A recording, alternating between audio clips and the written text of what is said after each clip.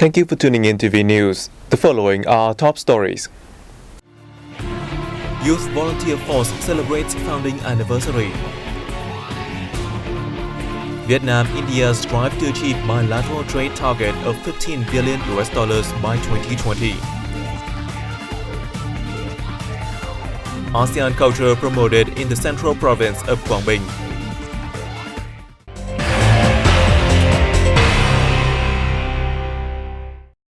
President Trương Tấn Sang on July 15 attended a ceremony to mark the 65th founding anniversary of the Vietnam Youth Volunteer Force.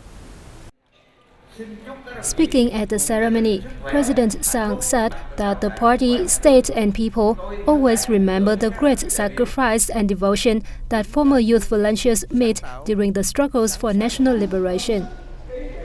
He praised the ex-youth volunteers' efforts to engage in social activities as well as their contributions to national construction and development. The state leader urged the party committee, governments at all levels, and authorized agencies to offer preferential policies to all ex-youth volunteers to improve their living conditions. The first youth volunteer team debuted on July 15, 1950, in Hồng Mountain, Đại Từ district in the northern province of Thái Nguyên. The force has greatly contributed to the nation's glories, including the Điện Biên Phủ victory and the great victory in the spring of 1975. On this occasion, President Sang presented the Hero of People's Armed Forces title to Youth Volunteer Team 36, who made sacrifices to protect President Ho Chi Minh, the party's Central Committee, the government and central agencies in the Việt Bắc safety zone during the struggle against French forces. Vietnamese ambassador to Argentina Nguyễn Đình Thảo presented the 2014 National External Information Service Award to journalist Horacio Rana from Argentina's TELAM National News Agency in Buenos Aires on July 14th. Rana is head of the TELAM's World News Department, one of the 4 foreign journalists to attend Vietnam's first ever External Information Service Awards. He submitted a series of stories about Vietnam's country and people, written in Spanish after his visit to Vietnam in 2014. He expressed his honor to receive the award and said Vietnamese and Argentine journalists should continue to write about their own history, economic achievements, and the two countries' sound cooperative ties. Rana said he witnessed changes in Vietnam with his own eyes, and thus reflected the country's history and dynamic development in his stories. He said the deepest impression during his visit to Vietnam is people's activism and efforts to address post-war consequences for a brighter future. A group of Hanoi youth launched their 10th-day volunteer campaign in Saitani district in Laos, Vientiane capital on July 15th, during which they are scheduled to organize various social and community activities. Youth Hanoi Youth joins hands to reinforce friendship with Laos. The campaign is jointly held by the Ho Chi Minh Communist Youth Union of Hanoi and the Hanoi Youth Federation. During their stay in Laos, the group plans to provide free health checkups and medicine to 1,000 locals in Saitani, in addition to offering guidelines on preventing epidemic diseases and accidents. The youth will also transfer advanced technology in animal breeding and cultivation to locals and present gifts to those in need.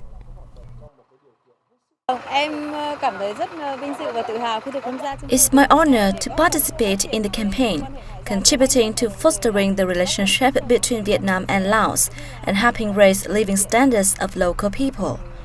I hope that the drive will be a success and will fulfill its objective. The Vietnamese volunteers will also share experience in youth union work and conduct cultural and sport exchanges with their Lao counterparts. On the occasion, the group will also present school equipment worth nearly $46,000 to children in Vientiane and Saitani. With the hope of enhancing the friendship between the two countries, Hanoi Youth and their Vientiane counterparts have inked a cooperation program, during which we exchange experience in youth union work and other social activities.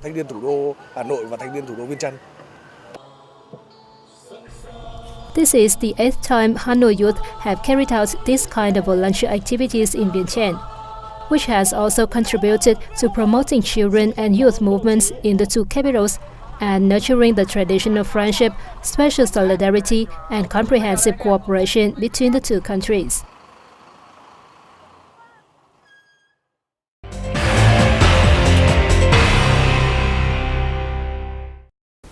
A wide range of domestic and international leather products and footwear are on display at more than 600 booths in Ho Chi Minh City.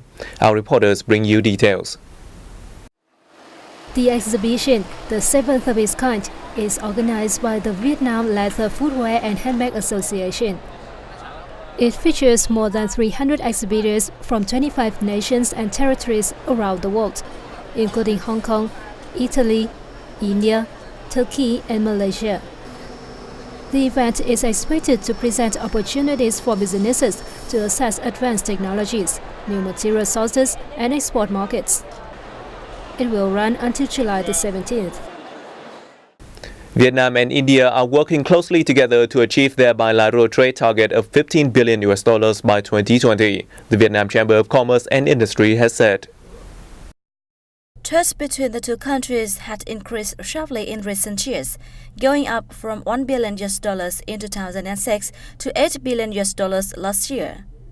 Vietnam's key exports to India include mobile phones, rubber, and cashew, while it imports cars, drugs, garment and textiles, feedstock, and others. India is now one of Vietnam's top 10 trading partners, while the latter ranks 28th for India. As of June, India ranked 30th among 103 countries and territories investing in Vietnam, with nearly $380 million in 100 projects.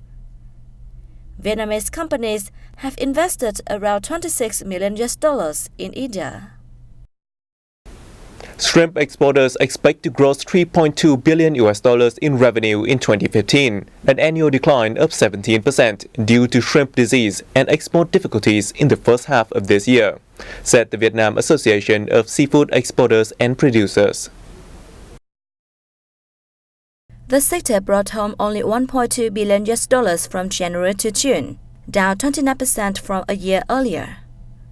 The decline has led to a considerable reduction in seafood exports, as shrimp is a key aquatic export commodity. The General Fisheries Department attributed the decline to the increasing global shrimp supply and resultant price reductions. Technical, tariff, and non-tariff barriers, along with foreign currency exchange rate fluctuations, also affected local shrimp exports, it said. Last June, shrimp output of major competitors such as India, Indonesia, and Thailand failed to reach the set targets, and harvesting periods in these markets have ended. Meanwhile, the appetites of key shrimp importers are increasing, presenting a good opportunity for Vietnam to increase exports in the last 6 months of this year and increase shrimp prices by 5 to 10%. Furthermore, free trade agreements signed between Vietnam and promising seafood importers like the Republic of Korea and the Euro-Asian Economic Union are expected to make it easier for shrimp export activities. Timber product exports from Dong Nai province, one of the country's industrial hubs, climbed 18.5% year-on-year to reach approximately $550 million in the first half of 2015. The Provincial Bureau of Statistics said the province mainly shipped its timber products to the US, the Republic of Korea, Japan, Canada, China, and Australia. Exports to the Republic of Korea and Japan significantly expanded owing to the duty reduction from the free trade agreements between Vietnam and the two countries. Experts have bright forecasts for domestic timber exports by the end of this year, particularly after Vietnam signed the Trans-Pacific Partnership Agreement and the Free Trade Agreement with the European Union. Vietnam Airlines has spent nearly $3.7 billion in the past decade on upgrading its aircraft fleet as part of efforts to bring its service to a 4-star rating. From 2006 to 2010, the national flag carrier invested $809 million in 9 aircraft projects, bringing its fleet to 68 aircraft by 2010. From 2011 to 2015, over $2.5 billion has been allocated to the purpose, increasing the total planes to 94 by the end of 2015. Earlier this month, Vietnam Airlines received its first Airbus 350-900 aircraft and announced its upgraded service quality program and new brand, marking a major step in bringing the airline into the international arena. Aircraft A350-900 XWB is the newest member of Airbus widebody family. Receiving aircraft A350-900 XYB is part of Vietnam Airlines' plan by 2020 to enlarge its fleet of new generation widebody aircraft for long-distance services. The carrier is the second airline in the world after Qatar Airways to operate the new generation aircraft.